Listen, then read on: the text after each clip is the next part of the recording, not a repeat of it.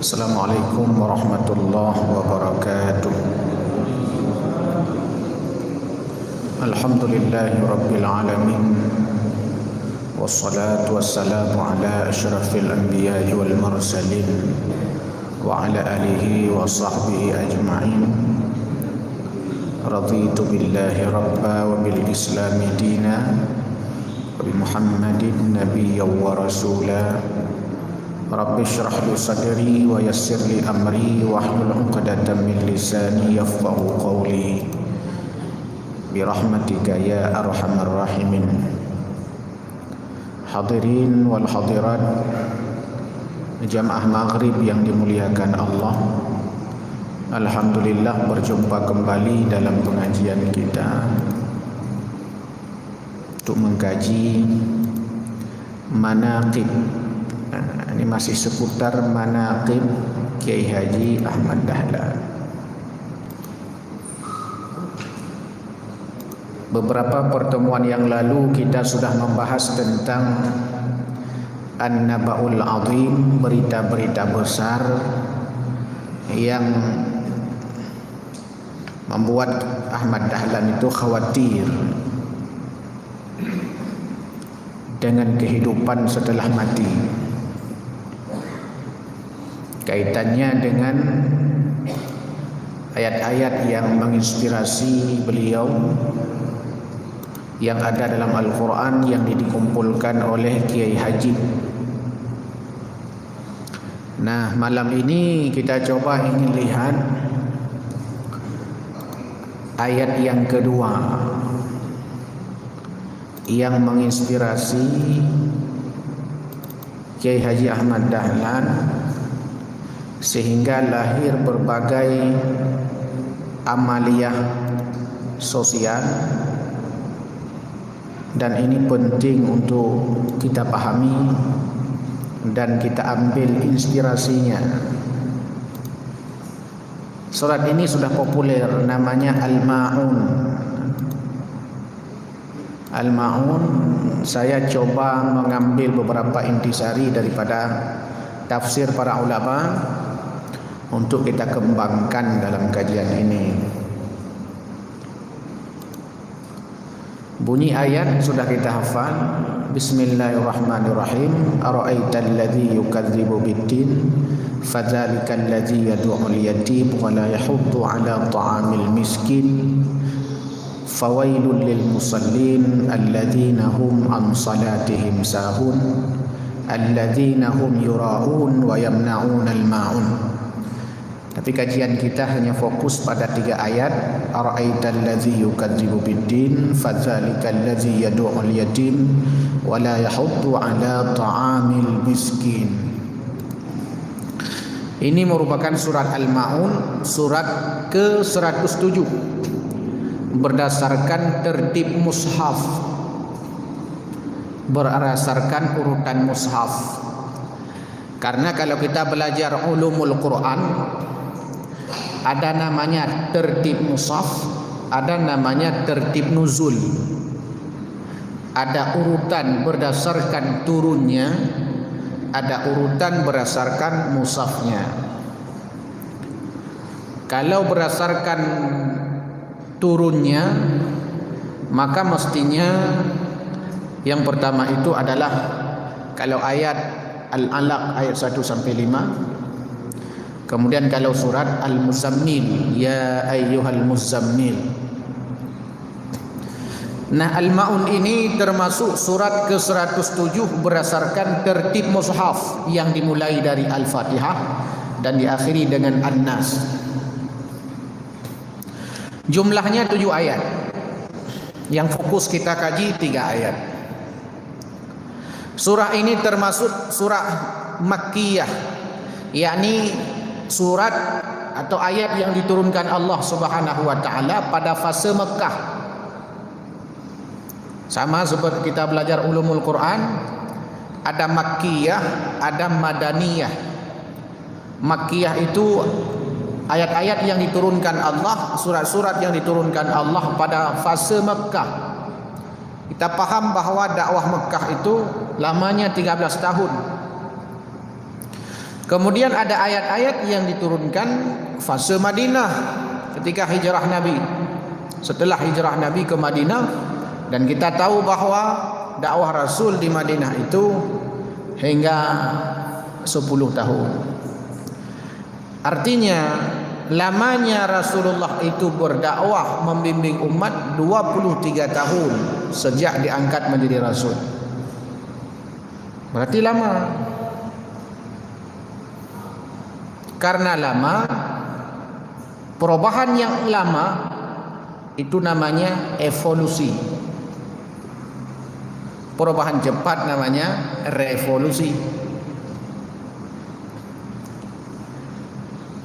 Sejauh pemahaman saya, akhlak orang, perilaku itu membutuhkan waktu yang lama untuk merubahnya. Dia tidak bisa langsung buronyo malamnya orang semayang tengah bunaju kemudian dah tapi itu agak berat. Pasti dia bertahap.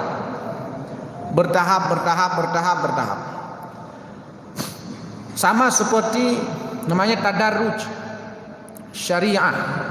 Sama seperti bagaimana Allah mengharamkan khamar. Kan bertahap. Karena memang merubah perilaku ini sulit. Merubah mental itu sulit. Revolusi mental. Sulit merevolusi mental itu. Karena memang mental kita ini memang agak pelan-pelan. Merubah orang itu memang harus pelan-pelan. Karena apalagi membawa agama, dalamnya tidak ada paksaan. La ikraha fiddin, tidak bisa dipaksa. Kecuali orang-orang yang sudah berada dalam Islam, itu saja yang bisa dipaksa. Tapi umat dakwah ini mengajak orang lain untuk masuk Islam, hanya dipaksa. Pokok jiro ke Islam, hanya. Maka ayat Al-Quran diberitakan kepada Nabi Muhammad, fadzakir, kan gitu ayat, fadzakir, beri peringatan. Innama, Allah gunakan kata innama, hanya saja, anta mudzakir, engkau Muhammad itu pemberi peringatan, bukan memberikan hidayah iman, bukan pemberi hidayah dalam artinya iman. Seandainya para rasul, para nabi bisa memberi hidayah, sungguh Nabi Allah Adam alaihissalam akan memberikan hidayah kepada anaknya Qabil. Nabi Nuh akan memberikan hidayah kepada anaknya Kan'an. Nabi Nuh, Nabi Lut akan memberikan hidayah kepada istri-istrinya. Nabi Ibrahim akan memberikan hidayah kepada Azar. Nabi Muhammad akan memberikan hidayah kepada Abu Talib pamannya. Tapi nyatanya tidak bisa. Sehingga turun ayat innaka la tahdi man ahbabta walakinnallaha yahdi man yasha. Sungguh engkau itu hai Muhammad tidak akan mampu memberikan hidayah kepada orang yang kamu cintai, walakinnallah, hanya saja Allah itu yahdi man yasha, yang memberikan petunjuk hidayah kepada orang yang dikehendakinya. Ya, itu fase. Jadi lama dakwah. Maka di sini kita dilarang putus asa. Karena dia murung putus asa, dah apa pegang. Hanya biasa ibu-ibu pengajian. Temanya, Ustaz, anak telung na, tapi ku yo temayang tubuh, saya kat tubuh ku yo pukul-pukul, hai beda-beda kat putus asa, aku kena bak putus asa inan. Padahal kau nak mentang putus luhu-luhu putus. Putus asa kamu kibat. Banjir putus asa. Pulau luhu tubuhnya lebih berat lah. Jadi ini surat Makkiyah, walaupun nanti surat Makkiyah Al-Maun ini, walaupun nanti ada ulama ada pendapat menyatakan dia juga dimasukkan dalam kelompok Madaniyah. Kemudian isi ayat yang bicara tentang Al-Maun, yakni bicara tentang orang-orang munafik, kaum hipokrit. Hipokrit itu bahasa kampusnya. Bahasa kita biasa munafik. Tajih munafik. Munafik, orang yang punya nifak dalam beragama. Nanti kita lihat ayatnya secara jelas. Jadi bicara tentang orang munafik, yakni karakter-karakter pendusta agama. Kemudian Al-Maun ini adalah ayat yang dikaji berulang-ulang oleh Kiai Dahlan. Berulang-ulang dikaji, berulang-ulang, berbulan-bulan. Nah, yang menjadi pertanyaan kita, kenapa Ahmad Dahlan ini mengkaji ayat ini berulang-ulang? Apa isinya? Putra dalam mengaji. Apa inspirasinya? Sehingga tapi jadi berkali-kali sampai bosan muridnya. Baik. 3 ayat tadi dalam surah Al-Maun, ayat pertama sampai ayat ketiga, itu Allah menjelaskan ara'aital ladzi yukadzibu biddin. Tahukah kamu? Kalimat ra'a ini pernah kita jelaskan pada pertemuan yang lalu.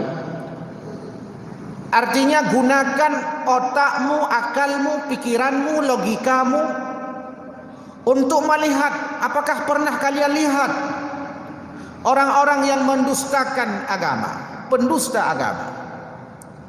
Allah gunakan fi'lul mudhari, yukadzibu. Artinya terus menerus sampai sebelum dia meninggalkan larangan Allah ke depan ayat ini, maka dia sampai kapanpun akan dicap, distempel sebagai pendusta agama. Kalau sudah distempel oleh Allah sebagai pendusta agama, maka tidak ada satupun manusia yang mampu menghapus, mendelete stempel itu. May yahdihillah fala mudhillalah wa may yudlil fala hadiyalah. Kalau lagi orang stempel, tanya dah paham dah stempel. Nyen hanjit le dapur yang kecuali tapri kertas baru je. Wah hanjit. Ni Allah stempel, ha punya bahasa dia dumbat dah tu ini. Pendusta agama. Kalau tidak bertaubat, kalau seandainya tidak diampuni Allah, maka sampai kapanpun jadi pendusta. Disebut pendusta ada orang-orang yang berbohong dengan agama. Bak babah menau tapi bak buat ka lain. Yang ke munafik. Bube 2 jam, terekam 2 muka. Kena tau ke dihrap ban 2 pat mendemi rasa. Jadi pendusta. Sehingga Allah gunakan kalimat setelahnya fadzalika. Allah gunakan kata zalika. Yang menunjukkan zalika kan artinya itu. Artinya pendusta agama ini ketika dia meninggalkan atau meninggalkan perintah Allah atau abai dengan larangan Allah setelah ayat ini, itu menunjukkan zalika, jauh sekali dia dengan Allah. Fadzalika, bukan fahaza. Haza berarti to samping. Haza kitab. Idzalika apa jauh. Jadi bagaimana Allah menggambarkan ayat ini? Pendusta agama ini adalah orang-orang yang fadzalika, jauh sekali seakan-akan mereka dengan Allah, jauh. Yaitu ketika Allah gunakan zalika.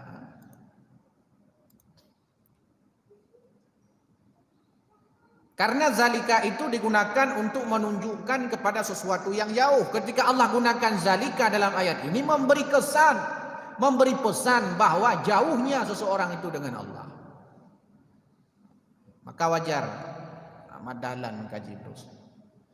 Kemudian ada dalam ayat ini fadzalika alladzi yad'u.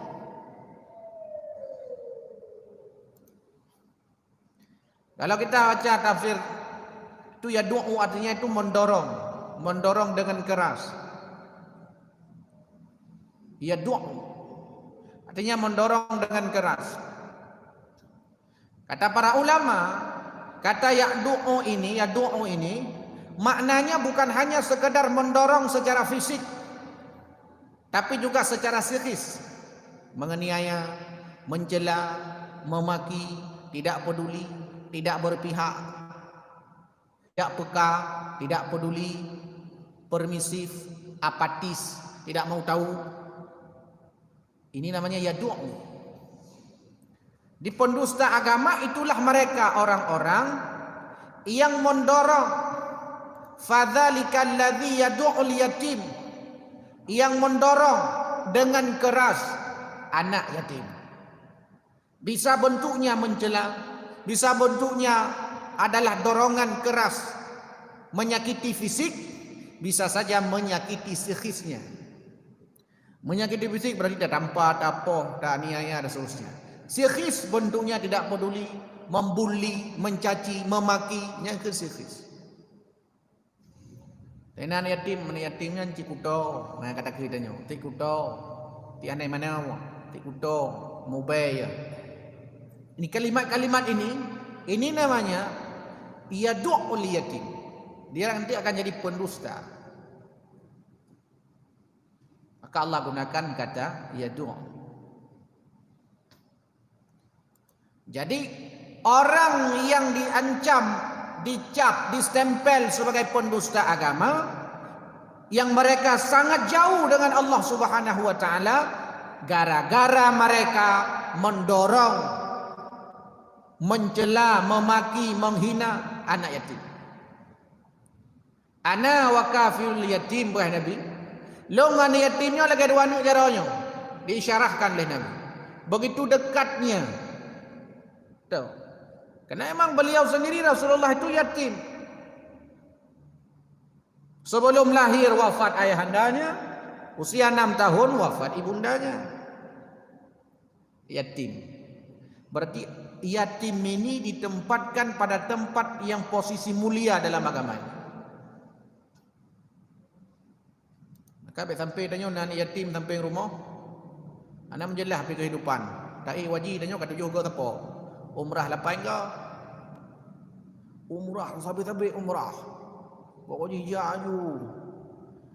Wiu nun ke likut rumah, kadang-kadang tetangga-tetangga yatim tidak pernah kita peduli. Nyankeun pendusta agama. Allah gunakan kata ya'ud. Kemudian kalimat yang kedua yang digunakan wala yahuddu. Allah gunakan kalimat yahuddu, kata para ulama. Yahuddu itu artinya mengajak, menganjurkan, menggalakkan, membiasakan, sebagai indikasi bahwa mengajak atau menganjurkan atau memberi makan fakir miskin, wala yahuddu ala ta'amil miskin, memberikan dan tidak pernah menganjurkan memberi makan orang miskin. Allah gunakan kata yahuddu sebagai petunjuk bahwa memberikan makan orang miskin bukan hanya tanggung jawab satu atau dua orang saja, personal, tidak. Tapi tanggung jawab kolektif, tanggung jawab bersama-sama. Maka Allah gunakan kalimat yahuddu. Jadi tanggung jawab kolektif ini. Kahae tapi kira wala yahuddu, tak pernah mengajak. Baiklah dan pegah kena jo ke anak yatim, ke fakir miskin. Jangankan untuk memberi makan fakir miskin, mau pakai gop untuk bantu urung kasihan pihana. Ini pun dusta. Maka kita bisa membantu punya harta, bisa dengan harta. Setelah dengan harta, kita tak punya harta, bisa dengan jaringan, dengan link tanya. Dengan networking. Tanya nangon, mungkin tanya pernah jadi pejabat kan, dan seterusnya. Dengan ada pegah barunya, atau share lewat WA aja kan mudah ada. Kumpulkan donasi untuk ini, ada orang miskin begini macam-macam. Kalau enggak jadi akan jadi pendusta agama. Dan Allah menggunakan kata ta'am dalam ayat ini. Nanti wala yahuddu ala ta'am, bukan it'am. Allah gunakan kata ta'am. Apa artinya? Ketika Allah gunakan kata ta'am bukan it'am, itu indikasi bahwa supaya kita yang memberi makan anak yatim, supaya kita yang memberi makan fakir miskin tidak menganggap bahwa yang kita berikan itu sesuatu yang dari kita. Tapi ketika Allah gunakan ta'am, supaya itu kesan, supaya ketika kita memberi makan fakir miskin, makanan yang kita berikan itu adalah hak mereka. Bukan karena kedermawanan danyo, tapi karena hak orang ngasihna. Dari peng seribai tanya na peng seribai. Nya na hak urang kasihna 2,5%. Ada duit 10.000, dari 10.000 nya na hak urang kasihna 2,5%. Surtuh riba 2,5%. Maka ketika Allah gunakan kata ta'am supaya tatkala kita memberi jangan terkesan bahwa tanya ojo.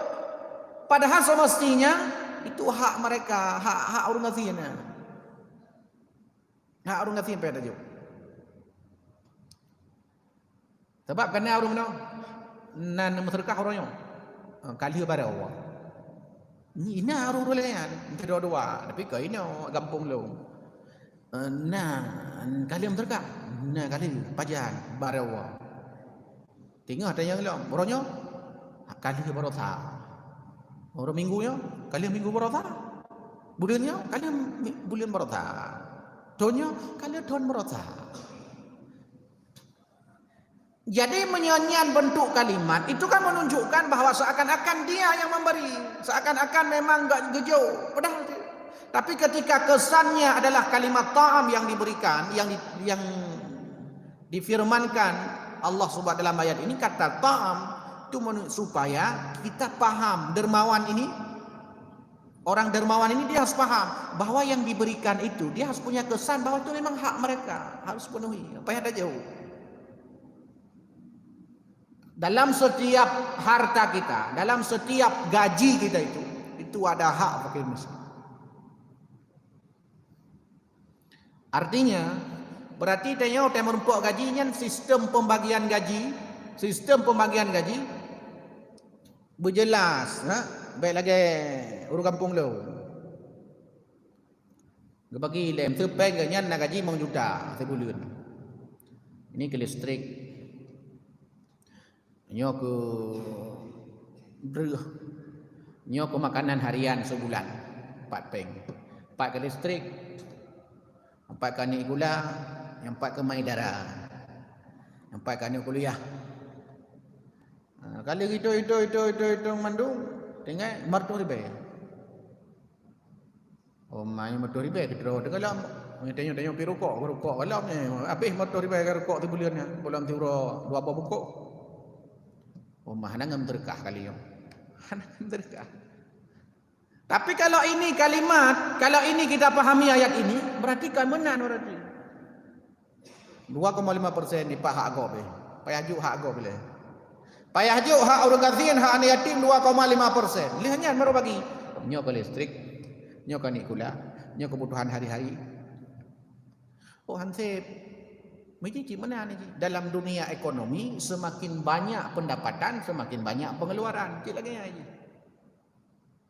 Lalu kalian urus kampung ni buat kerja ulang kerja. Hanya ulang pi belang kau kerja. Tapi yang kalian penuh ham tahu deh, hana mati lah. Kenapa? Karena memang dia kadang-kadang kecukupan daripada apa yang kita miliki ini disebabkan oleh karena apa yang kita miliki yang benar tak enak. Ditanya punya apa motor ribanya udah berarti beliau. Tapi bila nanti napa yang 1 juta, nya udah pecah ti beliau napa sih? 2 juta apa sih? Begitulah pola. Maka kata guru saya dulu itu, bergayalah sesuai dengan isi dompetmu. Kenapa? Supaya kita bisa memberikan ta'am, memberikan uluran tangan kepada fakir miskin. Itu ayat yang dikaji oleh Ahmad Dahlan. Sehingga Ahmad Dahlan ini mengajak orang, mempekak orang lain. Mari kita bantu, dia ajak santri-santrinya.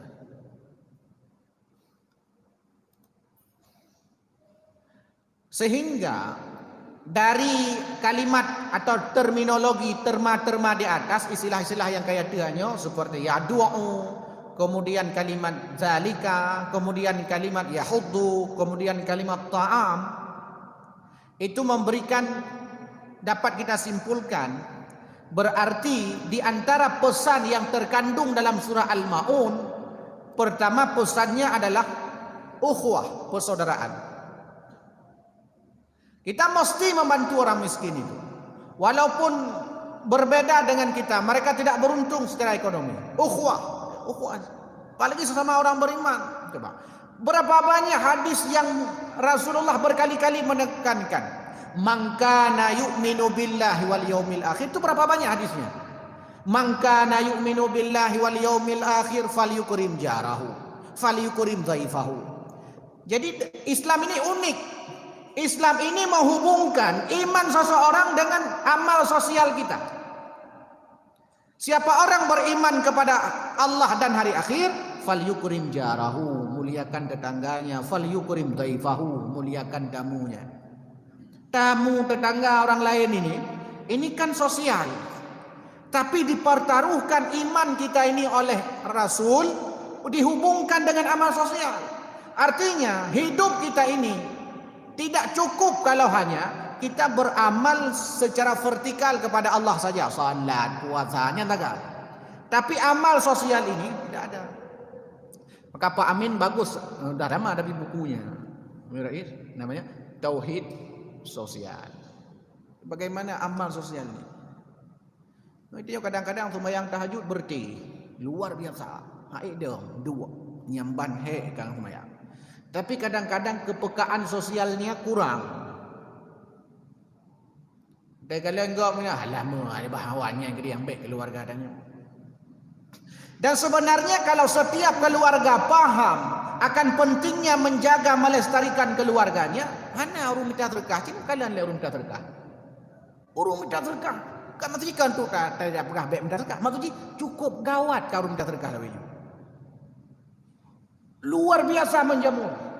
Kadang-kadang malah sudah jadi profesi. Memenek kat tu. Harga baju. Yang minta terkah tapi payah dapat pelatihan sebenarnya. Dapat pelatihan supaya minta terkahnya berkreatif lah baju. Baik, ladom cik meno itu dia. Nah itu orang minta terkah. Ya, kadang-kadang terkejut. Sabah nak betul tapu. Assalamualaikum hana terkah baju hana. Ganya meno bagian likut-likut tanya mesti dengar tadang ke gede likut tanya ka meno jaro. Ha, dah balik tanya terkejut go. Ladom. Kau cu. Nah, mana? Ladom yang model beli je lah. Terkah baju. Ladom tajuk tadi bang. Anggutung RM10,000. Nah, yang model dah terkah. Dapat RM10,000. Langsung itu bi aju kalimat. Dapat RM10,000. Hana. Ilong jam tanya jamun-jamun kan kalian urung dah terkah gampung. Niat habis doa kau cak.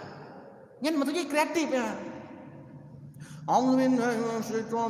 Pokoknya kali kita terkah mantang berdoa. Ya kan, cini teh itu terkah dengan berdoa. Ya Allah, pudamski. Hak dia terkah kerja aju kan. Putuh doa. Doa putuh. Putuh doa kerja aju. Amdekan ya Allah pudamski. Dan kadang-kadang kan doa kan bukan doa kepada orang yang memberi, tapi untuk ibadah kita. Untuk contoh Astaghfirullah. Karena orang dah terkam Astaghfirullah. Nya mesti kedrawi gaknya dengan pampun dosa long. Ambil kan kurang joknya ya Allah ampun dah rezeki gaknya, bersehat badan, bersehat pikiran, baik kriat lagi nyolim nyo dino tribe nyo ke 10,000 kepi. Kamu nanya kan Astaghfirullah. Nah, subhanallah. Adanya amalan gerau bukan doa ke kau.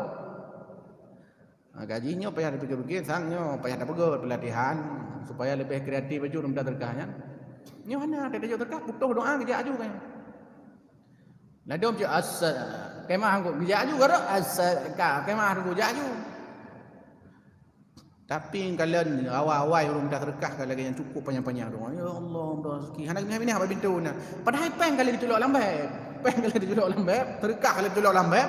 Berah kali tabi mina tabor gam atau tabor sa. Mantap doa ni. Nah, model orang dah terkah. Pokoknya long minta orang dah terkahnya menarik. Karena nyo bagian dari amal sosial. Nah, dah terkah. Tunggu, lebih peng 10,000 tak ada. Nyohanan pajak bucak orang. Oh ya, itu yang kata sayang dah. Coba 10,000. Kali tajuk, kerja apa meja aja itu mah. Ongko nak peng 10,000 nyo buah nak pajak Allah. Boh nak pajak rupa kan hana peng, hana ke pajak. Peng sekali kerja depan meja aja. Rupanya ruku peng ana kalau aku baju lebih terkah baju. Nyamban tipu. Ini luar biasa kan minta terkah. Yang gawat, ada anak tanda pi rumah terkah bahwa yang dua pakai kopi urung thot. Enggaknya nak ambil kan nah ada yang enggaknya golom kenapa hale kula ke baru boleh kula ke karena ya biasa mentang. Biasa mentang. Itu budaya dan saya kira di tempat kita enggak kan luar biasa menjamurkan rumah terkah. Kan bengih rumah terkah maksudnya kadang-kadang dia tidak sesuai.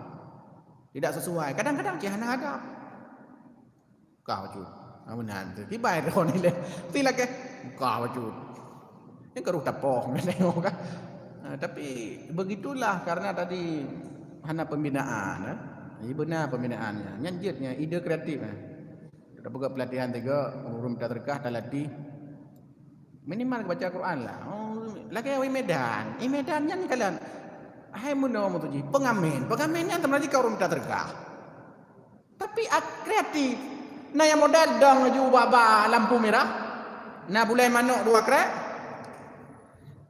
tampuh kecamatan Adina buat karena ladong ke lagu hai walaupun mesti lagu 2 krek kemudian kali lagu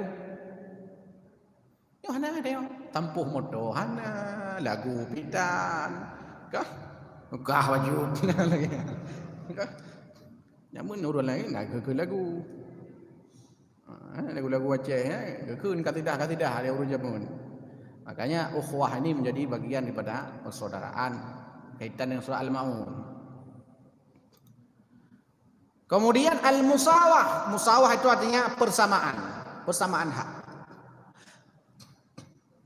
Maka zakat, infak, sedekah itu ada dalam Islam itu salah satu hikmahnya supaya kekayaan kata Allah dalam Al-Quran dalam surah Al-Hasyr tidak berputar pada orang kaya saja. Jadi wetena sedekah infak, jadi kekayaan ini, uang ini, ekonomi ini berputar juga kepada orang-orang miskin.